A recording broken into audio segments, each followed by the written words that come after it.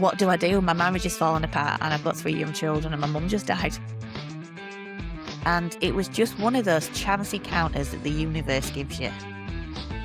Take a deep breath and think to yourself, right, for the first 6 months, I'm going to be shit. I think for so many of us, especially women, we put so much pressure on ourselves to be the perfect version, before we've done anything. Welcome to today's episode of I'm Fine, but today I've got a very special guest. I'm here with Julia Lawson from the Everyday Confidence Coach. How are you? I'm good, thank you. Welcome to the podcast. Thank you very much. I'm very excited to be here. So we've got a very interesting story to tell our listeners today. Yes, we have. Your journey, your journey in business and how you got to where you are today, because you've kind of gone on a meander with your business from where you originally started to where you are now. So for people, if they don't know you, could you just tell our listeners who you are and what you do? Yeah, so I'm Julia, and in my 20s, I was a dancer, not a ballroom dancer, but I taught Cuban salsa and street and hip hop. And we had a little dance studio in our local town. And that's what I did full time. I used to teach internationally at congresses and perform. And then I got into Zumba when Zumba first appeared on the market. And that took off. It blew up, which was wonderful. And that was my full-time job. So you were running a successful business. Yeah. You were teaching dance and that was all going really well. And then you had children. Yeah, so we had the dance studio, like I said. And before I decided to have kids, we used to work all out because I was in my 20s. Yeah. It was that kind of scene. My business partner at the time was a break dancer, so we used to run all sorts of events at the studio, lots of late nights. So I just used to basically live in the studio, and it'd be quite easily 11 p.m, 12 o'clock before I was getting home weekdays. And it was wonderful because I ran my own schedule and it was fab. I met somebody, we fell in love, and we decided to have a baby. And at the same time, my business partner decided to tour with his breaking crew. So it just felt like a natural point to kind of stop the studio, take a bit of a step back. And for me at the time, I think I was quite naive. I thought I'd have a baby and then the baby would fit into my schedule and I'd go back to what I did before with the baby in tow. So I'd be this cool professional dancer, still with a 6-pack after having a baby. And I'd take them to the studio, and they would fit into my routine. And as life does, it didn't quite work like that. So after we'd left the studio and I had my first baby, my career took a bit of a curve at that point. I think we all have those expectations, don't we? We all think like, my baby will sleep from 3 months old. It's going to be so easy. Yeah. We all have these expectations that when reality hits, it doesn't quite hit the way that we expect it to. And I feel sometimes, and I don't mean this in a negative sense, but I feel like people don't talk enough truthfully about that. Like I feel like I was fed this fantasy that the baby would fit into my schedule and it would be easy to step back into what I did before. But I realised how I wanted to parent and how I wanted to be there with my baby. I breastfed and I wanted to be around them. And it was a personal choice. Trying to align that with the lifestyle I'd had before just wasn't going to work on a practical level. And it was like I was trying to marry up 2 worlds that just didn't fit together. And I think if I'd have been able to talk to somebody who would have done it before, run a business before and had babies, I think it would have given me a little bit more of an insight into what to expect, because it was almost a little bit like grieving of realising that I'm not going to get that back. And it wasn't that I didn't like who I was, because I loved being a mum. I absolutely love it. But it was like that almost my brain was going, Right. We're not going to go back to that. Were we ready to leave it then? Because I'd already done it. Yeah, it's that identity. Your whole identity as a person shifts. Hugely, And I do think as well, you sometimes have people that give you the advice before you have the baby. But I know personally, I didn't always want to hear it. Yeah, that's true. Yeah. Well, I'm going to move on. Yeah. I'll do it this way. Oh, yeah. So for you, how did then that shape your career and your business from after having, you've got 3 now? What point did you start building something back up again? So after I'd had my first, I stopped travelling with dancing and kind of stepped back from the performance side, which I was happy to do. But again, that identity shift was a bit of a struggle, was a process, to be honest. And physically, the changes in my body. So I kind of came away from the salsa side and just focused on Zumba. And my career went more into fitness and more into what I needed at the time because I wanted it to feel authentic. And I've always felt very, I want to say kind of, it's an organic process really with where my career's gone, that as my life's evolved, my passion has changed. So I no longer wanted to be dancing in clubs because I was in my 30s and I was a mum. But I wanted to reach women who were also in the 30s and having children Yeah. and wanted to move still. And ultimately, our ideal client, the people that we're trying to reach, is a version of ourselves. Absolutely, just a few years ago. Yeah, that we're just a few steps ahead, and that's the people who we're trying to reach. Yeah. I still wanted to be that person, but in a different way. And I think it was working out how to still get the buzz of performing, get the fitness, be able to dance still, but have it so it fitted in with my new life with the children.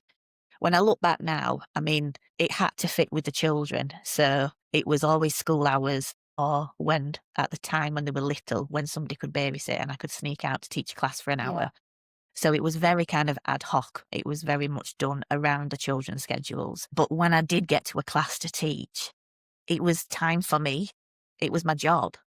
But it was therapy. It was me being me again, not me being mum, not me being needed in the night or having to make dinner. It was me being able to dance and feel like myself. Yeah. And I still teach Zumba now, mainly and predominantly because I absolutely love it. Yeah. And it again still gives me that outlet of movement and dance. Because you can put your Julia hat on. Yeah.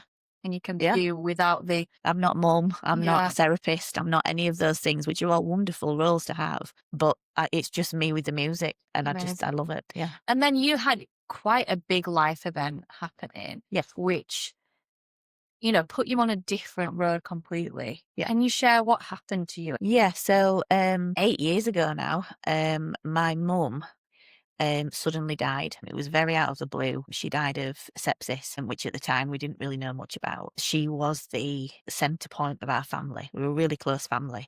And my mum was the one who was in the centre of it, like mums usually are. And within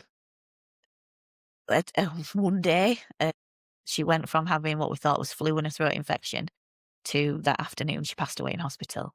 And we were all there with her, but obviously it was a massive, massive shock. At the time, my youngest was only 8 weeks old. So my mum had been there for the birth of my third 8 weeks previously. And then 8 weeks later, she'd gone. So it was a huge, huge, seismic life event to get around. And at the time, like I say, my children were very young. So there was a lot going on at home anyway. And then the 12 months that followed that, unfortunately, my marriage fell apart. So, like you do, life is busy and I think there were cracks anyway. But after the event of losing my mum, things get real. Yeah, which is hugely traumatic. Massively traumatic, yeah. And obviously at 8 weeks postpartum, I look back now because it was quite foggy at the time, but all those hormones that were still coursing around my body, I wasn't getting a lot of sleep. I was breastfeeding, still recovering from birth. I'd got 2 other children. So there was school runs and get up still to do whilst having a baby.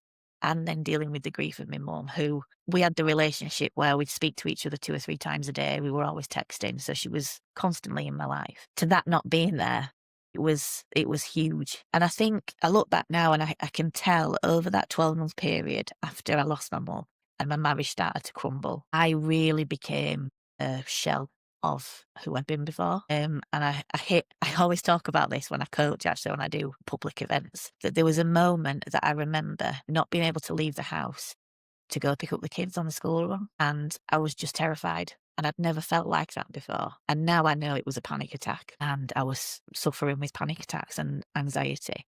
I'd got a touch of agoraphobia.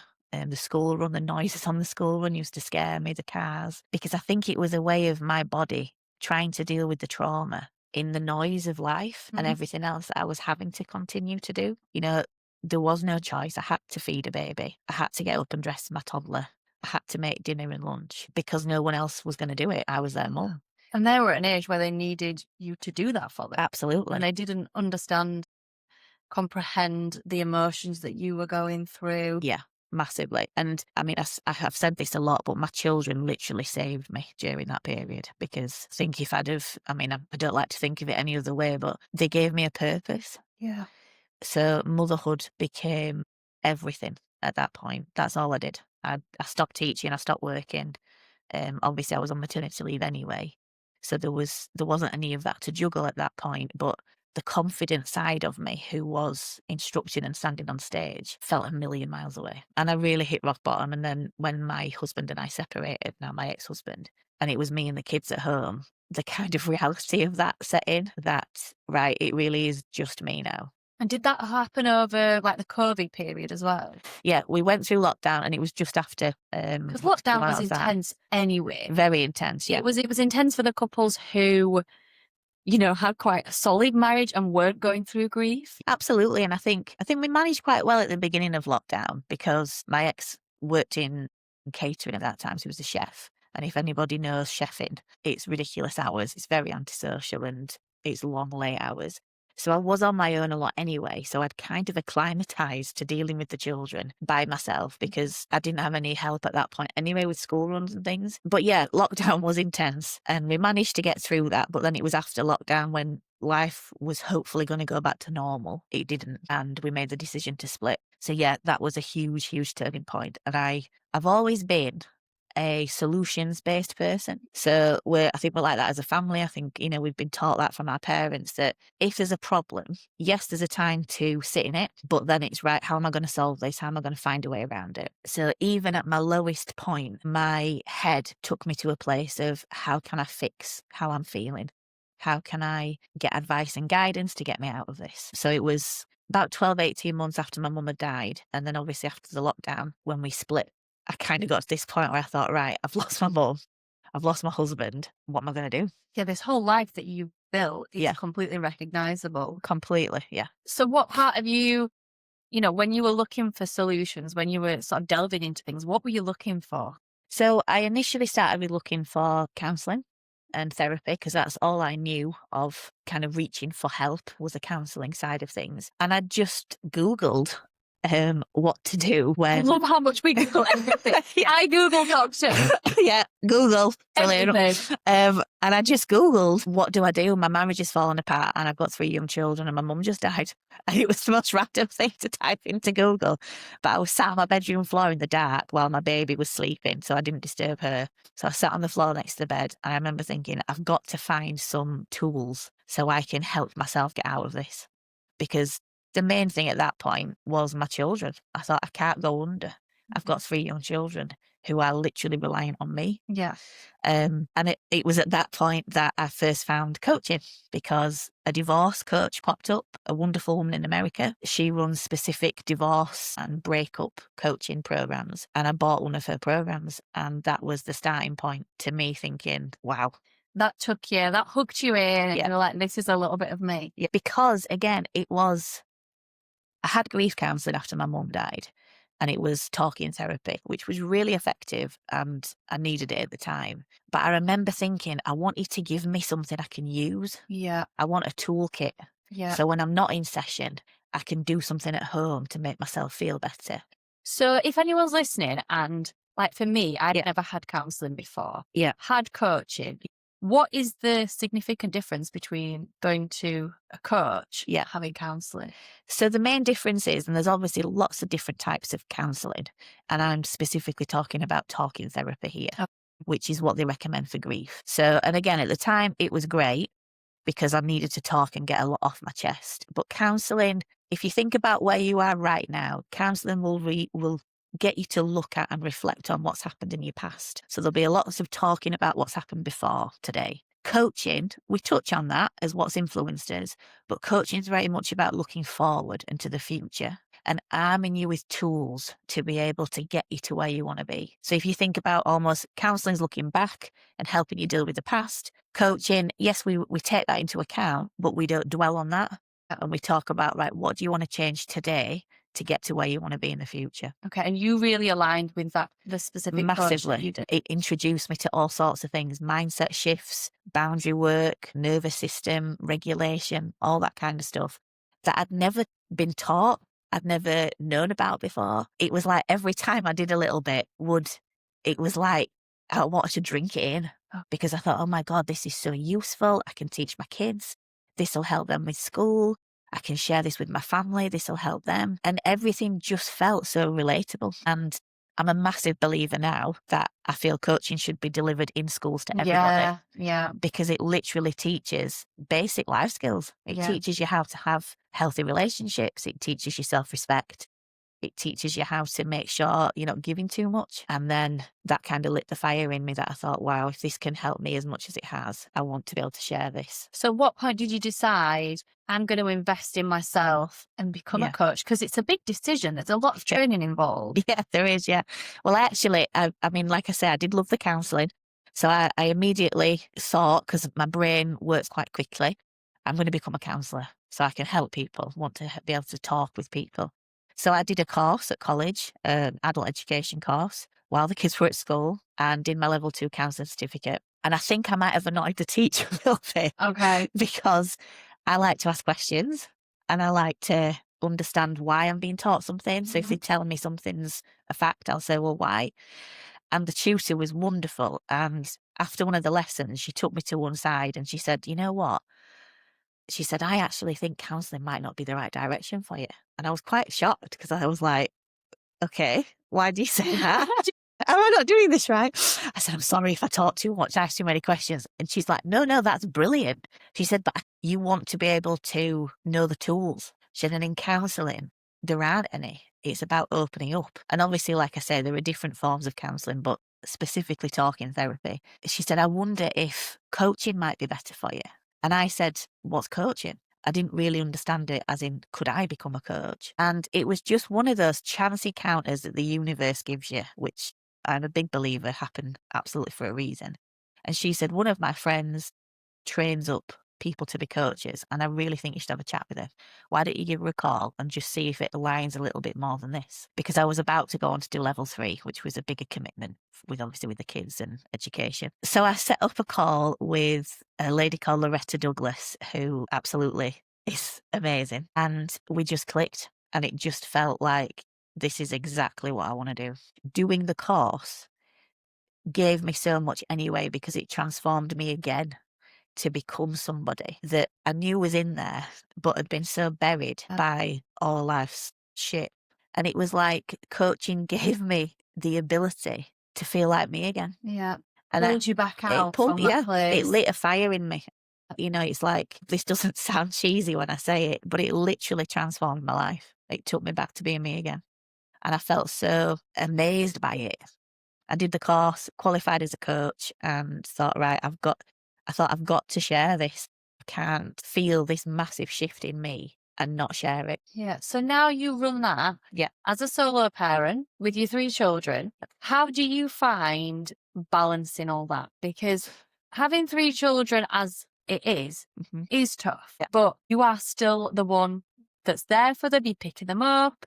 Yeah, absolutely. One of your children has got additional needs. Yeah. So you are backwards and forwards into school quite a bit. And I know you've had a bit of a struggle with sort of settling into school. Yeah. How have you found being a mum and running a business with everything else on top of it? How have you found that juggle? Bonkers, to be perfectly honest. But I think because I've worked for myself for so long, it's something that I've got so used to. But the one thing I love about it is that it's my choice. Yeah, definitely.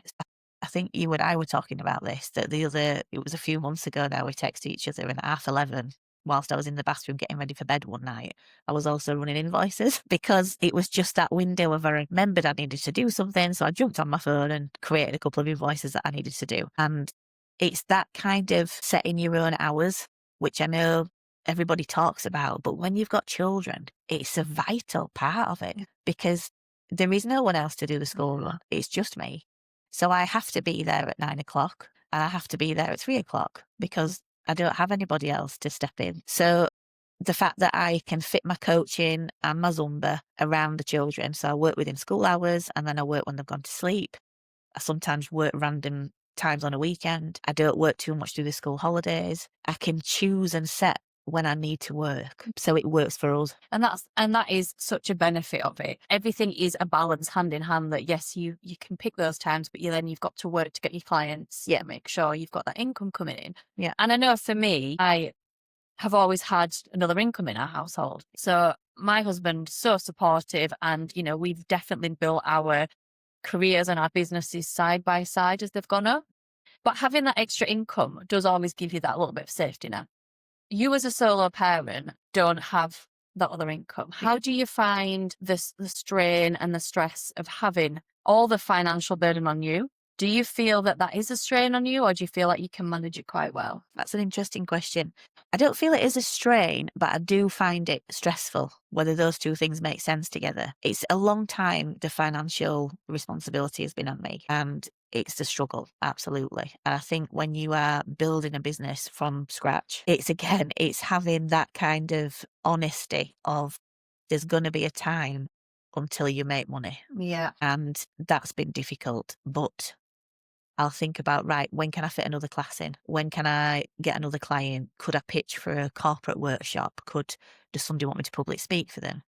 Could I do some business stuff? So it's very much, and this is what I love about what I do, there's a lot of variety. So I'm not doing the same thing every day, 9 till 5. Every day is different. And I think it's definitely having that mindset, like you said, of start somewhere. If I want this to grow into what I can envision it being, I have to start. So it's just having that awareness that this is going to build, and maybe having the responsibility of nothing else to fall back on really drives you forward. Yeah, it does. And I think one of the biggest things I've learned, and it's such a really important thing to remember, is just start. Don't wait till you're perfect. Don't wait till you're polished. Don't wait till you've got a logo and you've decided on your brand colours and all that stuff. That will happen anyway. But take a deep breath and think to yourself, right, for the first 6 months, I'm going to be shit. I'm going to sound ridiculous on videos. I might have an American accent. I might look a little bit uncomfortable when I'm filming myself. Whenever you start, you're not going to be great at it. You're not going to be the end product. No, because it's the first time you've ever done it. And I think for so many of us, especially women, we put so much pressure on ourselves to be the perfect version. Yeah. Before we've done anything. Progress over perfection any day. Massively. But I think if you wait until you think you're at that point where you're ready, you'll never be at a point to start. And I'm a massive believer in people buy people. Oh, they don't buy the colours of your brand. They don't buy the logo. They don't buy your font and your brand standards and guidelines. They buy you. Yeah. They buy your core, your ethics, your beliefs, if they like you or not. Yeah. And that's such a big thing. And you're so right that you can spend so much time when you start faffing and fiddling and just being a busy fool doing the things that aren't actually making you the money. You're just doing the shiny object things. Yeah. And I used your services. So I got to a point, my journey, pretty much seeing it develop. Yeah. So I came to you pretty much before I'd got to like a crisis point, because I knew running the business as we built up that I was feeling the pressures of being a franchisor, having all these people running businesses underneath me with my brand. I was finding that at a point really stressful. I was finding I had no boundaries. Yeah. At all. Yeah. We talk about this flexible lifestyle, but I was working all hours. Yeah. Weekends, to a point where the children were outside playing the paddling pool and I'd be sat doing marketing stuff. I got to a point and I thought, do you know what? I'm building this business for flexibility, which I do have, but I needed to put boundaries in place. And I really struggled with differentiating me as a person and me as the brand director, and having that separate life, because when you are running a business that starts from your home, when your office is within your home, it's very difficult to separate that because you don't leave and shut the door. Well, it's you, isn't it? It's like you say, people buy you. Yes. When you run your own business. So you are the business. So then when you first start, the you as a mum and the you as the business person, it's the same. Yeah. It feels very blended. It does. It feels very blunt. And so you don't feel like you can ever switch off or step out because you are it. Yeah. And I think because I really resonate and got on with so many of our franchisees as well, that then I found that the boundary being crossed.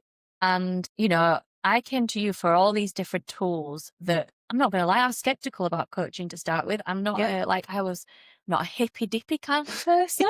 Yeah. Just like me. Just like I was. I'm just like, no, this is what I need. I just need to talk to myself. I need to stop being so pathetic about this. Yeah. And I thought, right, I'm going to give it a go, because I knew that I was getting into my own head and I was not sleeping and getting into a really bad place with it. Yeah. And I initially did 4 sessions with you. Yeah.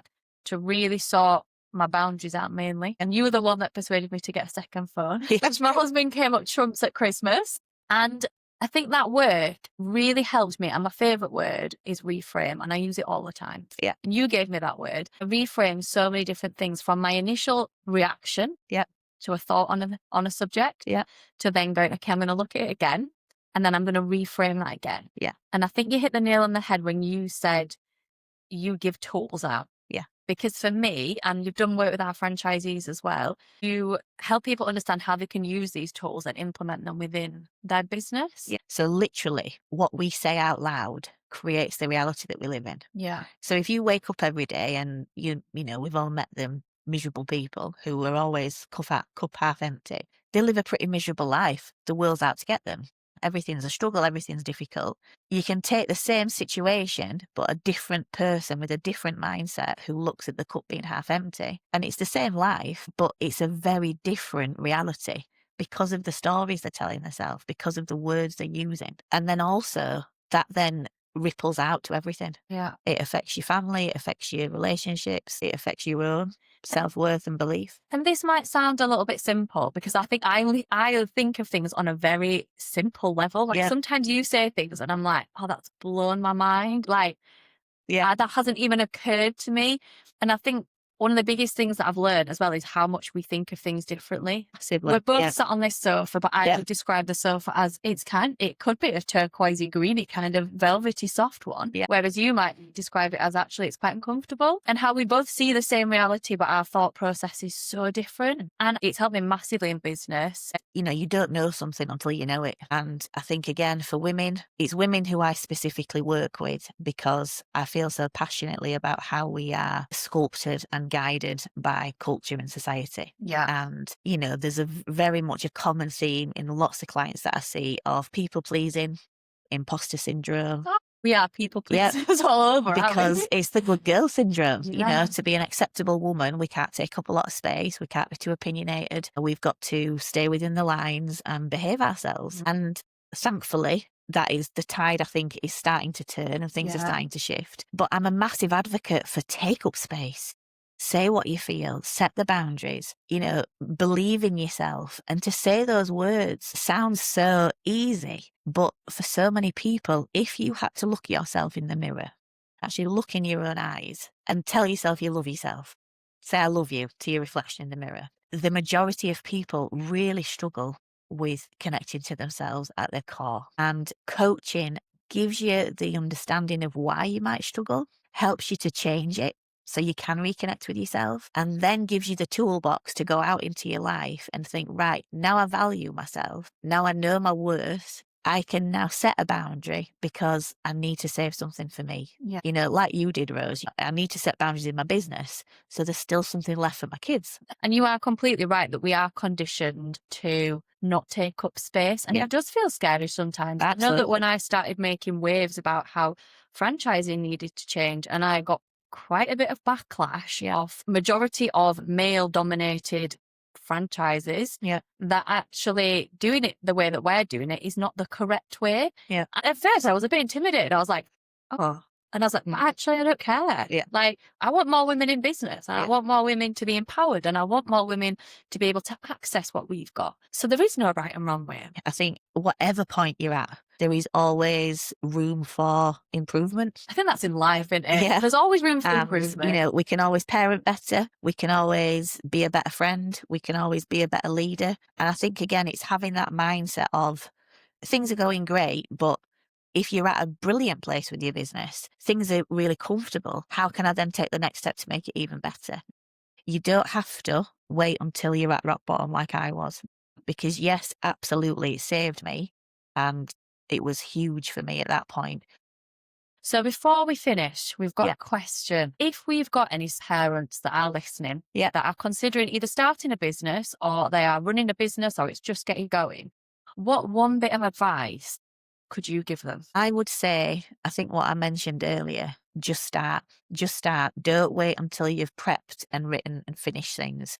If you've got an idea and it sits with you, it lights that fire in you, run with it. But knowing that you're going to have tough days, knowing that there are going to be days where you might not have enough money in your bank account. But if you've got that vision of this is something that really aligns that you feel strongly about, just start. Because I've had opportunities presented to me that I would have never imagined when I first started. You know, I've done corporate things with businesses in city centres. I've worked with you and the franchise team. I've all sorts of different things, not just one-to-one clients. So I think until you take that chance on yourself, we have to take a chance on ourselves, because in 10 years' time, when you wake up, do you want to look back and think, what would have happened if I'd have done it? I still look back now and go, I can't believe we're here. Yeah.